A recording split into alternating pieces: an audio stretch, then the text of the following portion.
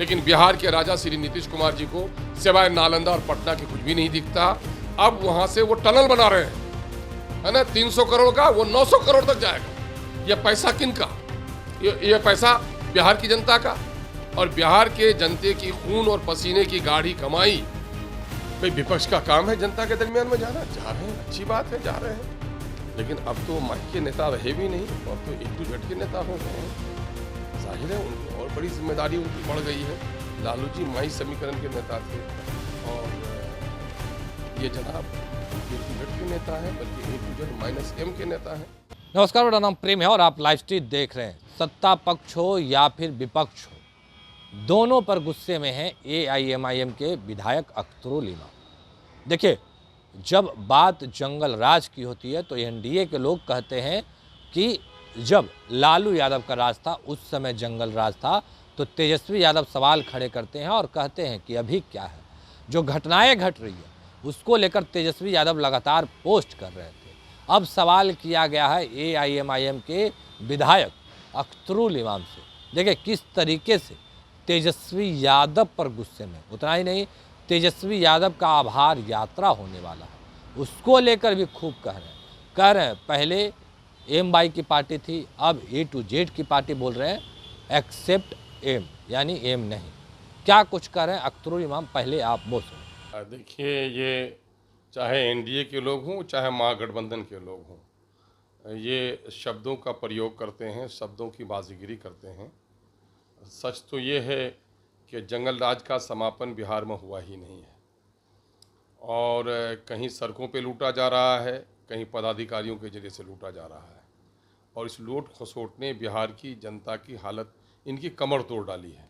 हाँ, ये और बात है कि नीतीश जी जिस दावे के साथ आए थे, इन्होंने कहा था कि मैं करप्शन को, कम्युनिज्म को और क्राइम को रोकूंगा और बढ़ने नहीं दूंगा, लेकिन ये तीनों मामले में फेल हुए हैं। करप्शन में डूब गई है सरकार, बल्कि आप देखेंगे कि RWD डिपार्टमेंट जो है, आप जाकर देख लीजिए एस्टीमेट का घोटाला कितना बड़ा वहाँ पर हो रहा है। मिस्टर पाल रहे वहाँ पर, लूट के बर्बाद कर दिया पूरे RWD को, और एस्टीमेट का जितना घोटाला हुआ है, पोस्टिंग में, बहाली में जितना घोटाला वहाँ हुआ है, इतना घोटाला कहीं भी नहीं हुआ है। और अभी देखेंगे आप कि जो कार्य प्राइवेट तौर पर, जो मकान लोगों का 50 लाख रुपए में बन जाता है, और सरकारी जब वो खजाना उसमें लगता है तो 1.5 करोड़ का एस्टीमेट बनता है, और उसमें 33 लाख रुपए भी खर्च नहीं हो रहे हैं। इस तरह आवाम के गाढ़े खून और पसीने की कमाई का लूट हो रहा है। बेटियों के साथ इस्तेसाल हो रहा है, बेटियों का चीरहरण हो रहा है, सीताओं का। और अभी मुजफ्फरपुर में बेरोज़गार बेटियां, उनके साथ जो कुछ हुआ है, सरकार को चुल्लू भर पानी में डूब कर मरना चाहिए। पिछले दिनों में रिमांड होम में जो हुआ था, है ना, नाबालिग बच्चियों के साथ, उसमें तो शर्मसार होना, कई सफ़ेद पोशों के भी उसमें नाम आ रहे थे। और मामला ये है कि इस वक्त एजुकेशन का मामला है, बिल्कुल चौपट होकर रह गया है। स्कूलों के घर बन गए हैं, टीचर बहाल हो गए हैं। सरकारी तौर पर शिक्षा के मामले में उसी वक्त कहा जा सकता है कि सरकार गाँव में बसने वाले या अपने नागरिकों के बच्चों को शिक्षा दे रही है, जब प्राइवेट स्कूलिंग बंद हो जाए। प्राइवेट स्कूल फलता फूल रहा है, हर तरफ कोचिंग इंस्टीट्यूट चल रहे हैं, और करोड़ों की राशि आज कोटा में बच्चे हमारे दे रहे हैं। क्वालिटी एजुकेशन के नाम पर एक भी चीज़ नहीं है। जहाँ तक हॉस्पिटल का मामला है, गरीबों से जुड़ा हुआ इलाज का मामला है, आप जाइए IGMS में, आप जाइए एम्स में, मेला लगा हुआ है। PMCH में जाइए, किसी दिन भी कोई इमरजेंसी केस हो, ICU खाली नहीं है। पैरवी पर वहाँ पर लोगों का इलाज हो रहा है, गरीबों का इलाज नहीं हो पा रहा है। और हत्ता के बिहार में एक भी सरकारी हॉस्पिटल ऐसा नहीं है जहाँ कोई IAS बीमार पड़े तो वहाँ जाए, जहाँ कोई मंत्री बीमार पड़े तो जाए। आप देख रहे हैं कि मंत्री भी बीमार पड़ते हैं, मुख्यमंत्री का भी ट्रीटमेंट हो रहा है तो प्राइवेट हॉस्पिटल में हो रहा है। तो आखिर क्या है बिहार में?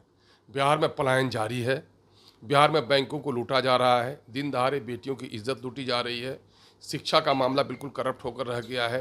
रेवेन्यू डिपार्टमेंट में जाकर के देखिए, लूट खसोट मचा हुआ है। किसको समझते हैं लोग क्राइम?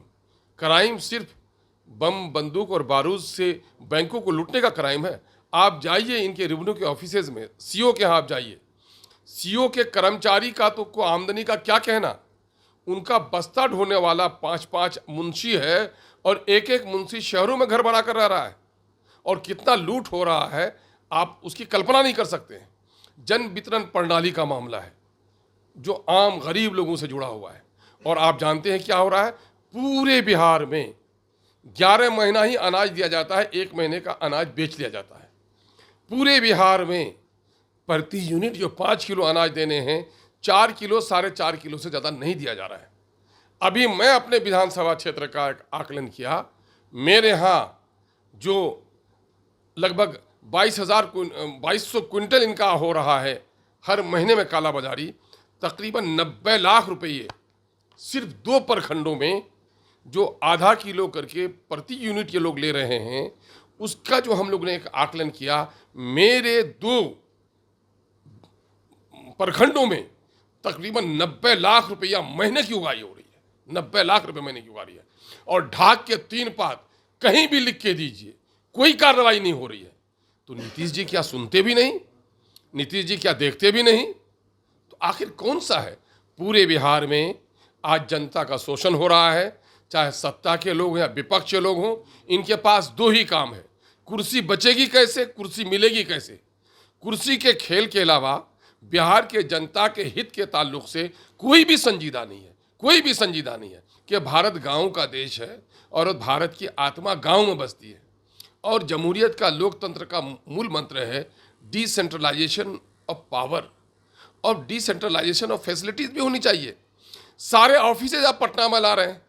पिछले 15-20 सालों में पटने में जितनी भीड़ बढ़ी है, जितना यहाँ ट्रैफिक का मसला खड़ा हो रहा है, आप हाजीपुर को डेवलप नहीं करा रहे हैं। आप बहुत सारे जो हैं, आपका आईजीएमएस यहाँ था, एम्स का ब्रांच गंगा पहाड़ आप दे दिए होते। आपके बहुत सारे यूनिवर्सिटीज़ का मसला है, आप उसको डिसेंट्रलाइज कर देते। बहुत सारे ऑफिसेज हैं। अब बाढ़ का मामला है, बाढ़ कंट्रोल के लिए आपका हेडक्वार्टर यहाँ है, बाढ़ कंट्रोल के लिए आपका हेडक्वार्टर नॉर्थ बिहार में होना चाहिए था, लेकिन सारी चीज़ों को सेंट्रलाइज कर दिया है। और लगता है लोकतंत्र नहीं है, राजतंत्र है। राजा अपने समक्ष ही सब कुछ देखना चाहता है। एक तरफ बिहार की जनता, उनके बदन पे कपड़े नहीं है, बच्चों की पढ़ाई नहीं हो पा रही है, किडनी निकाली जा रही है, करप्शन यहाँ तक बढ़ा जा रहा है। कोई ऐसा महीना नहीं है जहाँ 50 लाशें मजदूरों की दिल्ली, बम्बई और मद्रास से यहाँ नहीं आती हैं। कोई ऐसी जगह नहीं है जहाँ बिहार का मजदूर डेली प्रताड़ित नहीं हो रहा है। और यहाँ बिहार के जो शाहजहाँ हैं, उसको इमारत की सूझी है। एक पुराना म्यूजियम था ही, उस म्यूजियम में अपना एक पुराना हमारा धरोहर है, और एक अलग म्यूजियम बनाया। मैं समझता हूँ जो 1200 करोड़ उसमें खर्चा किया गया है, आज के दिन में 50-100 करोड़ के बराबर है। और वो उससे बिहार में कई यूनिवर्सिटी खुल सकती थी, कई मेडिकल कॉलेज खुल सकते थे, लेकिन बिहार के राजा श्री नीतीश कुमार जी को सिवाय नालंदा और पटना के कुछ भी नहीं दिखता। अब वहाँ से वो टनल बना रहे हैं, है ना, 300 करोड़ का, वो 900 करोड़ तक जाएगा। ये पैसा किन का? ये पैसा बिहार की जनता का।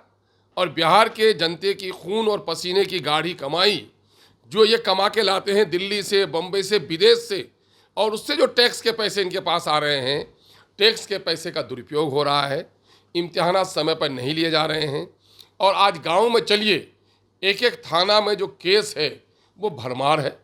केस की भरमार ऐसी है, कहीं ज़मीन का झगड़ा है, कहीं अमीन का झगड़ा है, कहीं म्यूटेशन का झगड़ा है, और पूरे तौर पर बिहार के आम लोगों का शोषण हो रहा है। जंगल राज की कल्पना क्या हो सकती है?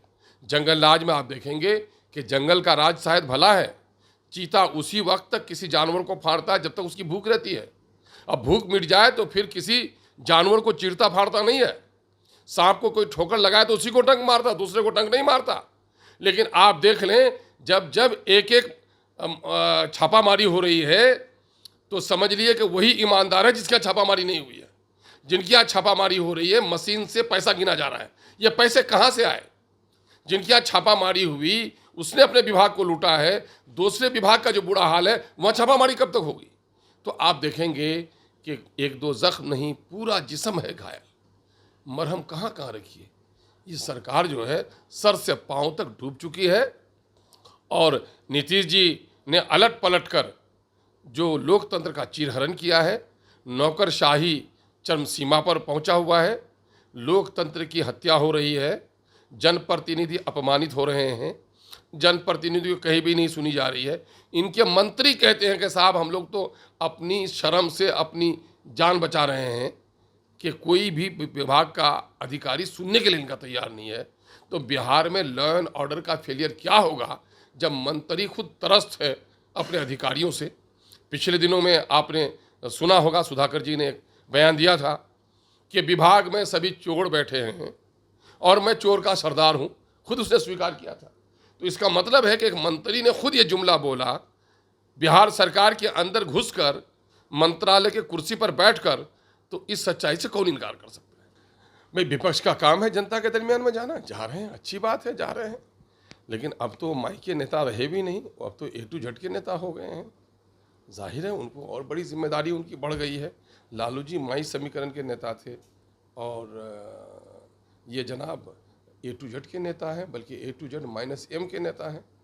इन लोगों की पूरी राजनीति खड़ी है माइनॉरिटी के वोट पर, और माइनॉरिटी के कितने लोगों को टिकट दिया, माइनॉरिटी के कितने लोगों को जगह दी जा रही है। वो तो MIM कुछ चीखती है, चिल्लाती है, तो कहीं ना कहीं भय से, लोक लाज की वजह से माइनॉरिटी को थोड़ा बहुत कहीं कुर्सी उर्सी पर बैठा देते हैं, वरना माइनॉरिटी के बारे में इन लोगों की क्या नीयत है जरा इनके करीब जाकर पूछिए। तो अभी आप अख्तरुल इमाम को सुन रहे थे, तमाम मुद्दे को लेकर क्या कुछ कहा उन्होंने आपने सुना है, किस तरीके से अपनी बातों को रख रहे थे वो भी हम आपको सुनवाए।